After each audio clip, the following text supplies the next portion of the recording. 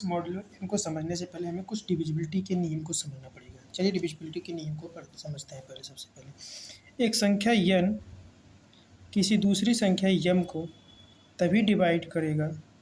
एक संख्या अगर n किसी दूसरी संख्या m को डिवाइड करता है तो उसे n डिवाइड m के रूप में लिखते हैं। जैसे 6 को 2 डिवाइड करता है इसलिए इसे 2 डिवाइड 6 लिखते हैं। और यह जो बराबर होता है भागफल यानी कोशेंट के बराबर होता है। 2 तिहाई 3 आ गया।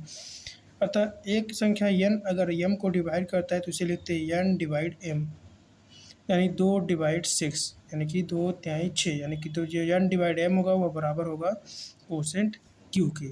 इसे हम यहाँ पे n डिवाइड m को ले सकते हैं m बाई q और m बाई m बराबर हो जाएगा q के। तो इसे कहते हैं यही डिवाइड का नियम है। अब अगर कोई संख्या मान लीजिए n है जो a को डिवाइड कर रहा है और कोई वही संख्या n b को भी डिवाइड कर रहा है। यहाँ पे हम इंटीजर्स की बात कर रहे हैं, जो भी होगा इंटीजर्स के लिए होगा। अगर n a को डिवाइड कर रहा है n b को डिवाइड करेगा तो जो n है वो a प्लस b को भी डिवाइड करेगा। जैसे 2 जो है 6 को भी डिवाइड करता है, 2 जो है 12 को भी डिवाइड करता है, तो 2 6 प्लस 12 यानी कि 18 को भी डिवाइड करेगा। इसी को आप लिख लेते हैं। तो देखिए n डिवाइड m का मतलब होगा n डिवाइड्स m। यह भी सेम कर सकते हैं m is a multiple of n यानी m जो है n का गुणज है। एग्जाम्पल के लिए 3 6 को डिवाइड करते हैं इसलिए चलिए 3 डिवाइड 6 यह पूरा 2 के बराबर होगा, कोशेंट के बराबर होगा। 4 डिवाइड 8 यानी 4 8 को डिवाइड करता है। लेकिन अगर 4 6 को डिवाइड नहीं करता है तो इसलिए लिखेंगे 4 डज नॉट डिवाइड 6। 6 8 को डिवाइड नहीं करता इसलिए लिखेंगे 6 does not divide 8। Completely divide करना चाहिए। इसे हम और एक तरह से कह सकते हैं कि जो n है वो m का फैक्टर है यानी m का गुणज है। जैसे 6 का गुणज 3 है, हालांकि 6 के 2 गुणज है, 3 भी है और 2 भी है। तो यदि अब if n divide m then n divide minus m। अगर दो 6 को डिवाइड करता है तो 2 जो है वो -6 को भी डिवाइड करेगा। कोशेंट बदल जाएगा, यहाँ पे -3 तब आ जाएगा। ये लिखे कि n divide m then n divide करेगा -m को। और अगर ये अगर इफ़ n a को डिवाइड करता है n b को डिवाइड भी करता है तो n a प्लस b को भी डिवाइड करता है। एग्जाम्पल देखिए हम पढ़ें। अब अगर मान लीजिए a कोई संख्या है जो b को डिवाइड करता है और b जो है वो c को डिवाइड करता है तो जो है a c को भी डिवाइड करेगा। जैसे 2 6 को डिवाइड करता है, 6 12 को डिवाइड करता है तो 2 12 को भी डिवाइड करता है। एक तो ये हो गया। इसे हम प्रूफ भी कर सकते हैं कि n डिवाइड a है और n डिवाइड b है तो n डिवाइड कर सकता है a प्लस b को। कैसे? यहाँ पे देखो, मान लेते हैं चूँकि n डिवाइड करता है a को तो a बराबर होगा n q1 के, जहाँ चूँकि n डिवाइड a बराबर है q1 के यानी a बाई n बराबर है q1 के, अतः a बराबर हो जाएगा n q1 के। इसी प्रकार n डिवाइड कर रहा है b को यानी कि b बाई n बराबर है q2 को, तो b बराबर हो जाएगा n q2 के। अर्थात if a equal to n q1 मान ले और b equal to n q2 मान ले और दोनों समीकरणों को जोड़ लें तो हम पाते हैं कि a प्लस b बराबर है n into q1 plus q2। चूँकि q1 और q2 इंटीजर है इसलिए q1 प्लस q2 भी इंटीजर होगा। और चूँकि a प्लस b बराबर है n into q1 plus q2 है तो इसे हम लिख सकते हैं a plus b by n बराबर q1 plus q1 plus q2 को हम q के बराबर लिख सकते हैं, इसलिए a plus b by n बराबर हो गया q। अतः लिख सकते हैं कि n जो है a प्लस b को डिवाइड करता है और वही हमारा थ्योरम प्रूफ हो जाता है। अब हम पढ़ेंगे congruence modulo n। Congruence modulo n क्या कहता है?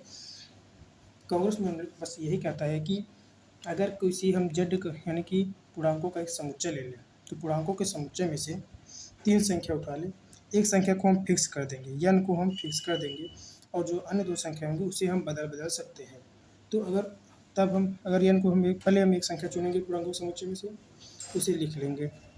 फिर अगर हम पूर्णांकों में से वो संख्या निकालेंगे जिनका अंतर n से डिवाइड होता है। जैसे हम मान लेते हैं कि a और b 2 संख्या को चुनते हैं जो कि बिलोंग करता है z से, n भी बिलोंग करता है z से, लेकिन n जो है फिक्स है। और a कामा b बदल सकता है। तो अगर a माइनस बी का अंतर या b माइनस a का अंतर n से डिवाइड हो रहा है तो हम बोलेंगे कि a और b कॉन्ग्रुएंट मॉडुलो n है।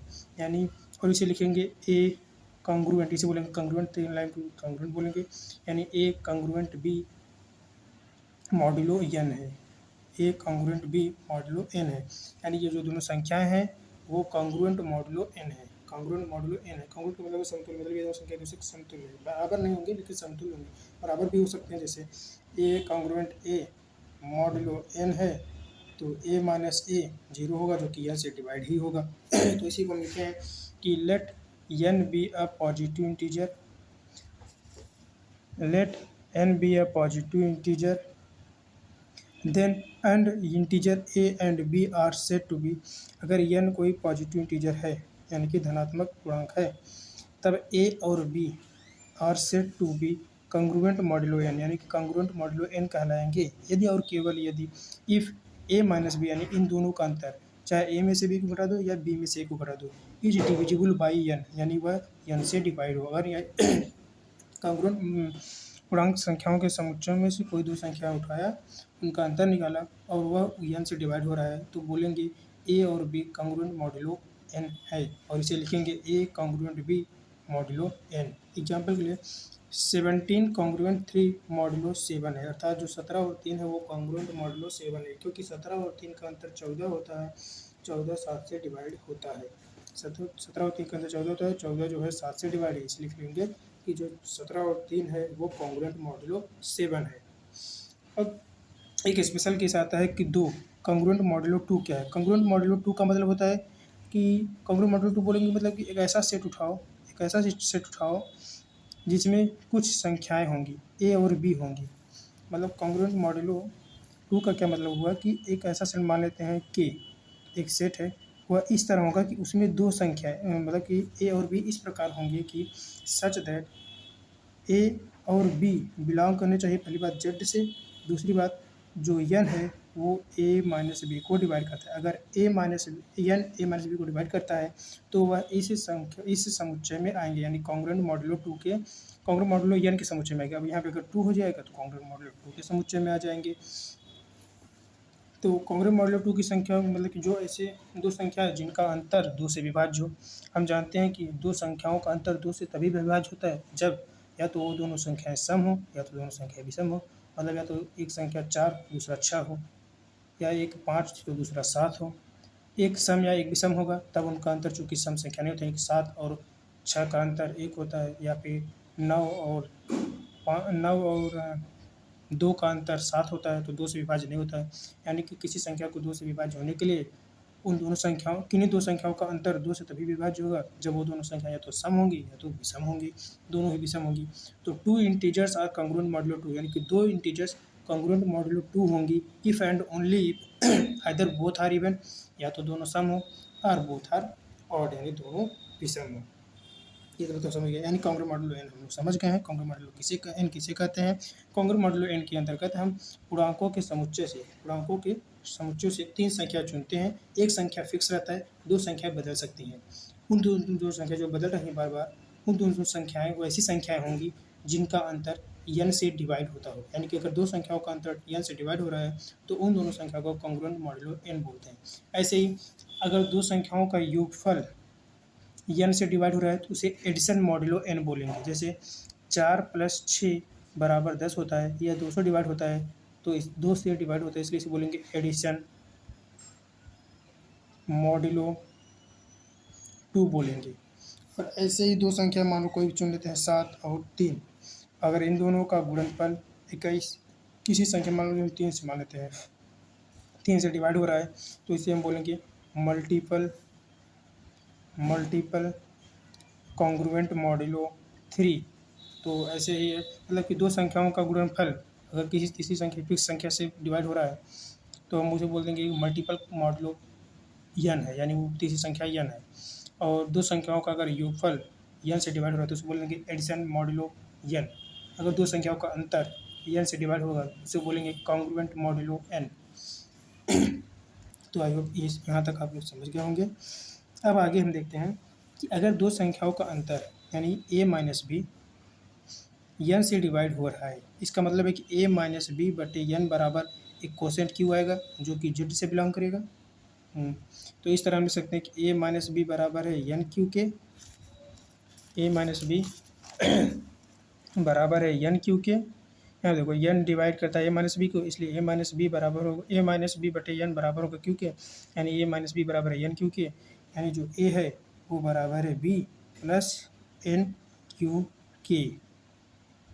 अब ये जो रिलेशन प्राप्त हो मतलब कि जो ये कॉन्ग्रुएंट मॉडुलो एन होता है, ये कॉन्ग्रुएंट मॉडुलो एन जो होता है इक्विवेलेंस रिलेशन होता है। चलिए प्रूव करते हैं कि ये कैसे इक्विवेलेंस रिलेशन है। इक्विवेलेंस रिलेशन किसे कहते हैं? एक रिलेशन इक्विवेलेंस रिलेशन कहलाता है यदि वह रिफ्लेक्सिव हो, सिमेट्रिक हो, ट्रांजिटिव है यानी कि स्वतुल्य हो, सममित हो और संक्रामक हो। तो हम देख लेते हैं, मान लेते हैं कि let a comma b belongs to the Z and N is also belongs to the Z and A congruent B modulo N है। तब हम रिफ्लेक्सिव चेक करते हैं REFLEXIVE यानी स्वतुल्य। क्या यह स्वतुल्य है? चलिए चेक करते हैं। स्वतुल्य के लिए क्या कंडीशन है कि स्वयं का स्वयं से संबंध हो, स्वयं का स्वयं का संबंध हो, स्वयं का स्वयं से संबंध यानी कि ए कॉन्ग्रुएंट ए मॉड्यूलो एन कब होगा? जब ए और ए का अंतर एन से डिवाइड हो। चूँकि सिंस ए माइनस ए बराबर 0 विच इज जो कि डिविजिबल बाई एन जो कि एन से डिविजिबल है, देयरफॉर जो ए है वो कॉन्ग्रुएंट ए मॉड्यूलो एन है।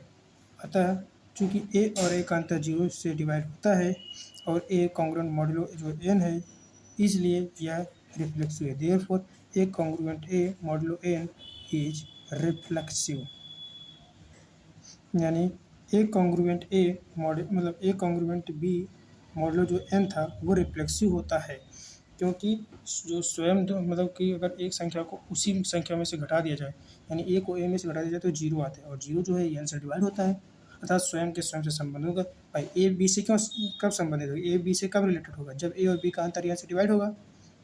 तो चूँकि ए और ए का अंतर एन से डिवाइड है, इसलिए ए से रिलेटेड है, यानी स्वयं का संबंध स्वयं से है, इसलिए यह रिफ्लेक्सिव होगा।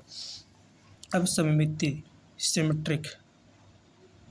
सिमेट्री यानी सममिति संबंध देखते हैं। सममिति संबंध किसे कहते हैं कि अगर ए कामा बी बिलोंग कर रहा है आर रिलेशन से, तो बी कामा ए भी बिलोंग करना चाहिए आर से।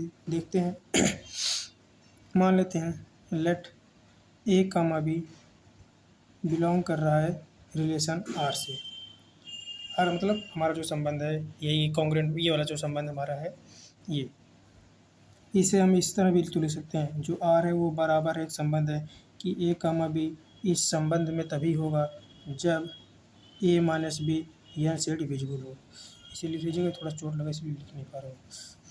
तो let a comma b belongs to the R है, तब क्या होगा? इसका मतलब है कि जो ए है वो कॉन्ग्रुएंट बी है मॉड्यूलो एन है। इसका मीनिंग क्या हुआ? इसका मीनिंग ये हुआ कि ए माइनस बी बाई एन बराबर समथिंग क्यू कोसेंट है जो कि जेड के बराबर है। ठीक, अतः हम इसी का लिख सकते हैं, बी माइनस ए भी लिख सकते हैं। बी माइनस ए बराबर यहाँ पर अगर माइनस बोले तो उनको दोनों तरफ कर दें तो यह बराबर हो जाएगा क्यू के, और ये भी जेड से बिलोंग कर रहा है, चूँकि ए माइनस बी बटे एन बराबर क्यू जो कि जेड से बिलोंग कर रहा है। B minus A by N बराबर माइनस क्यू बिलोंग कर रहा है जेड से, चूँकि A minus B by N Q बराबर क्यू आ रहा है जो कि जेड से बिलोंग कर रहा है, इसलिए a congruent b modulo n है। इसी प्रकार चूँकि b minus A by n minus q है जो कि जेड से बिलोंग कर रहा है, इसलिए हम लिख सकते हैं कि B congruent a modulo n है। अतः अगर ए कॉन्ग्रुएंट बी मॉडुलो एन है तो बी कॉन्ग्रुएंट ए भी मॉडुलो एन होगा। इस तरह यह सिद्ध हो जाता है कि यह सिमेट्रिक भी है। अब ट्रांजिटिव की बारी आती है। चलिए देखते हैं ट्रांजिटिव कैसे है। आइए यहाँ से सीधे देख लेते हैं। यहाँ तो हमने सिद्ध कर दिया, if a is integer then a congruent a modulo n होता है, क्योंकि एन डिवाइड करता है ए माइनस ए बराबर 0।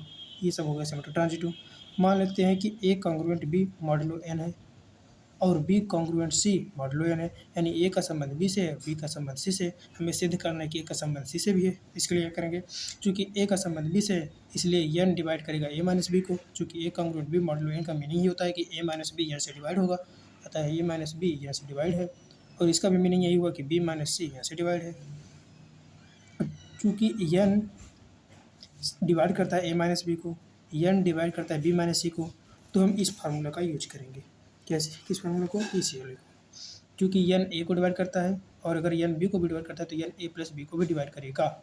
इसलिए चूँकि एन ए माइनस बी को डिवाइड करता है, एन बी माइनस सी को डिवाइड करता है, तो N A minus B plus B minus C को भी डिवाइड करेगा। तो जब A minus B plus B minus C करेंगे तो बी से कैंसिल हो जाएगा, यानी एन जो है ए माइनस सी को भी डिवाइड करेगा। और अगर एन ए माइनस सी को डिवाइड करता है तो इसका मतलब है कि ए कॉन्ग्रुएंट सी मॉडुलो एन है। इस प्रकार यह जो ए कॉन्ग्रुएंट बी मॉडुलो एन है वह रिफ्लेक्सिव भी है, सिमेट्रिक भी है, ट्रांजिटिव है, अतः हम कह सकते हैं कि यह इक्विवेलेंस भी है। और इस इक्विवेलेंस यानी इक्विवेलेंस रिलेशन यानी कि जो ए कॉन्ग्रुएंट बी मॉडुलो एन है वह एक प्रकार का इक्विवेलेंस रिलेशन है। अब हम यहाँ आज के लिए इतना ही। नेक्स्ट क्लास में हम पढ़ेंगे कि जो कॉन्ग्रुएंट मॉडुलो एन होता है उसकी इक्विवेलेंस क्लासेज क्या होती हैं, उसकी इक्विवेलेंस क्लासेज को क्या कहते हैं, अर्थात रेजिड्यू क्लासेज क्या होते हैं, कॉन्ग्रुएंस क्लासेज क्या होती हैं, इन सब चीज़ों के बारे में पढ़ेंगे और इसका न्यूमेरिकल भी लगाएंगे।